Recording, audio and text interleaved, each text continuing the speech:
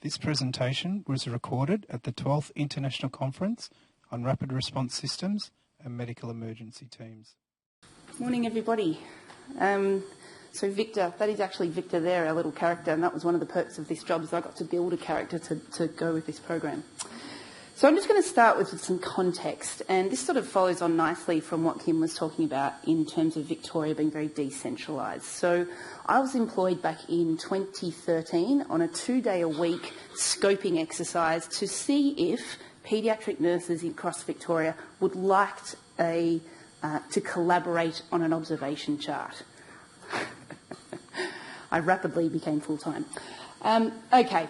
So we knew that the Between the Flags program was working and working well in New South Wales. I'm talking strictly about paediatrics here as well.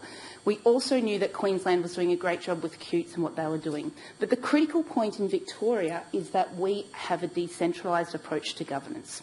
That means, for want of a better word, here's your pocket of money, hospital, you go and you do everything with it, and no one's going to talk to you. You're just going to meet all your criteria by yourself. So what that meant was we had a whole bunch of inconsistency in practice happening. Nothing but goodwill. Everyone was trying to meet Standard 9 then, but the big problem was the difficulties in getting a tool that worked across the board, and there was consensus across the board. So we knew that there was a big focus on human factors, and we knew that there was these hospitals, and more likely that the nurses who were developing these tools were having difficulty in fact drawing the line. And that's because there was, at that time, not great evidence of where a deteriorating paediatric patient's line sat. So where did a deteriorating 3-year-old, 5-year-old, 10-year-old, where did they sit? Ultimately, across Victoria, this led to an inconsistency in recognition and response. That was the bottom line. And this is a really good example of what I started with when I first joined this project. So this was just some of the paediatric charts in Victoria. And you'll see there's a New South Wales chart there just on the left-hand side, and we had a whole bunch of them that were in draft, and I had about another 6 others that I just actually couldn't fit onto this board at the time. So there was lots happening. If you think about human factors here, it was just the interpretability of these charts. And when you thought about a paediatric trainee physician who rotates 14 times, this is what they were trying to interpret. But that wasn't the biggest problem. This was the biggest problem. So here you've got, and this is just a heart rate. So this is 1 to 4-year-old heart rate deterioration. So you can see here at Bendigo Health, the clinical review was 170 beats per minute. But at Austin, it was 130. And then for Met Code, you see here at Eastern it was 160, and here at Bendigo it was 180. And these were for those sites who are actually escalating care at that time. A lot of sites didn't have escalation charts for their paediatric patients. They had them for their adults, but not for their peds. So this was quite an interesting undertaking at this point. So I came on and I sort of started out scoping just to see if people would be interested in collaborating on a collective tool. And it was overwhelming, and I think that the point of this project was that the nurses, especially nurse unit managers across the state, drove this project, because this was something that had not happened in Victoria before. It was, for want of a better word, each hospital for themselves. So we started with sector engagement. I literally just sat on the phone and I rang every nurse who ran in a paediatric unit of any description around the state, and then we met a couple of times, and the momentum kicked off that way. Everyone was striving to do the same thing, and that was fantastic. We opened an expression of interest, and we ended up with 12 pilot sites. And I'm talking broadly here because we're up into our 3rd project now, but each time we've had 12 pilot sites. But we have been inundated with applications to join these pilots.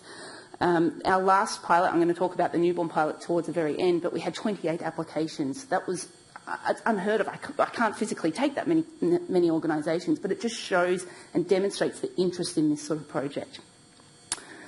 The critical part here was that it was sites that led us to come together. It was also them who were driving this project at their level, at their site level. It was imperative that they develop their escalations of care. It was imperative that they looked at what else would be needed if we combine and get a standalone tool. We ran a 5-month pilot for our original Victor pilot, and then we've run about a 6-month pilot for our rural charts. it was essential that this was a top-down, bottom-up approach. Absolutely essential. I cannot stress the importance of at the bedside clinician involvement in this, in getting this up and going. We evaluated extensively, focus groups, chart audits. I physically went to every site. I spoke with nurses, down to the point of the date line. Is the date wide enough? If the usability is not right, they won't use it. So you've got to get that part right. And we refined it. We're still refining. We continue to refine. So given this is talking about implementing, and in Victoria we don't implement statewide per se, we developed a package that is downloadable and that is based at the Victor website. And as part of that package, they received all of these bits and pieces here. So it was all their order codes, their audit tools, promotional posters, instructional videos. Our very first speaker was talking about how important it was to market this so that the bedside nurse knew exactly what they were doing and when they were doing it. We supplied all of that once you registered for the Victor program. And most importantly, we developed an instructional video.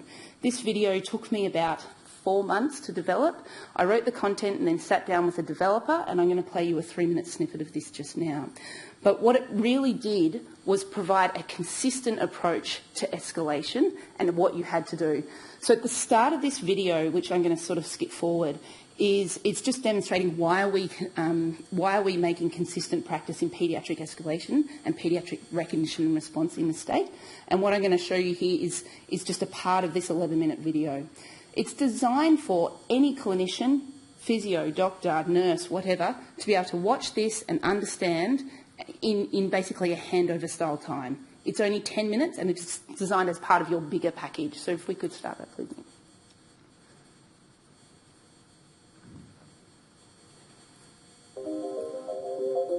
On the inside, the charts have been designed for each specific age group. For example, respiratory rate increments differ on each chart to best reflect the acceptable respiratory values for that age group. The scales have also been chosen to enhance the identification of trends for each vital sign. The orange and purple Victor colours were selected to complement the national adult charts. There are 3 distinct coloured zones within the Victor charts. The white zone is considered the acceptable zone. That is, most patients trending in this area are considered to have acceptable age-related vital signs. Nevertheless, it is important to be vigilant. For example, a heart rate that is steadily rising in this white zone should trigger attention before crossing into the orange zone. The orange zone is the first zone to signal that the patient may be deteriorating. It triggers the clinician to escalate care to the nurse in charge to decide if a medical review is required. Most children will need a medical review, and this should occur within 30 minutes. The doctor reviewing the patient should make a clinical assessment and document any change to treatment in the events comment section or the patient's medical record. The purple zone is the second and more concerning trigger and signals that the patient may be deteriorating or is seriously ill. If the patient is in the purple zone, you must initiate your emergency call, that is, MET call or code. This is potentially a very serious event. Remember, regardless of what zone the patient is in, if you are ever in doubt or are worried about your patient, initiate your emergency response. On occasions, some patients' baseline condition may chronically breach the orange or purple zones. To allow for this situation, vital sign modification boxes have been provided, where the doctor can modify the patient's zones for up to 24 hours. Modifications should be used with caution. However, with appropriate use, they can be a valuable tool to anticipate care of the unwell patient. For example, an infant with bronchiolitis would be expected to have an increased respiratory rate for the first couple of days of their illness. Therefore, with careful planning and consideration, a modified zone may be appropriate. You will notice in the temperature area on all charts, except the 0 to 3 month chart, that there is a reportable limits box rather than a modification area. Depending on the type of illness, staff can use this to identify a specific temperature for which to escalate care. Remember, it's essential that you refer to your local procedure for instructions on who can modify parameters and how to escalate care. I'll just turn that off now if I could. Thanks, Nick.